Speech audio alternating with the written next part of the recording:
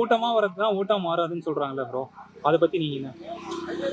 கூட்டமா வரதெல்லாம் ஓட்டம் வராதுன்னு நிறைய பேர் சொல்லுகிறாங்க. கமல்ஹாசன் இருந்து முதலமைச்சர் இருந்து இருக்கிற எல்லா அரசியல் கட்சியும் சொல்ற ஒரே விஷயம், தளபதி விஜய்க்கு கூடுற கூட்டம் ஓட்டம் மாறாது அப்படின்றது மட்டும்தான். ஆனா நாங்க சொல்றோம், இந்த கூடுற கூட்டம் மட்டும் இல்ல, அந்த கூடுற கூட்டத்தில் இருக்கிற வீட்டில் இருக்கிற எல்லா ஓட்டுமே கண்டிப்பா தளபதிக்கு ஓட்டா மாறதான் போகுது.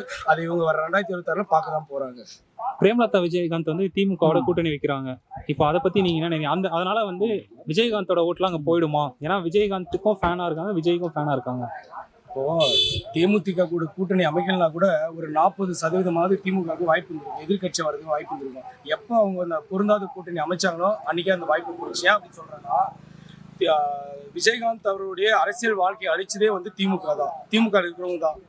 தண்ணியில் போகிறவங்க, கப்பலை ஓட்டுறவங்க பேர் தான் கேப்டன். தண்ணி 24 மணி நேரம் தண்ணியை போட்டு போகிறவங்க பேர் கேப்டன் கிடையாதுன்னு சொல்லிட்டு அவருடைய தரத்தை தாழ்த்தி பேசி மீடியா முன்னாடி அவரை கேவலப்படுத்தி அசிங்கப்படுத்தி அவருடைய கல்யாண மண்டபத்தை இடித்து அவருடைய அரசியல் வாழ்க்கையை ஒட்டுமொத்தமாக அழிச்சது திமுக திமுக திமுக மட்டும்தான். அவருடைய பர்சனல் விஷயத்தெல்லாம் வெளியே கொண்டு வந்து அவருடைய அரசியல் வாழ்க்கையை மாற்றினாங்க.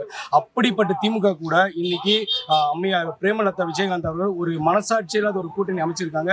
இந்த கூட்டணி நான் இன்னைக்கு சொல்கிறேன், இது காசுக்காகவும் நோட்டுக்காகவும் அமைச்ச கூட்டணி. இது கண்டிப்பா படுதோல்வியில் அமையும்.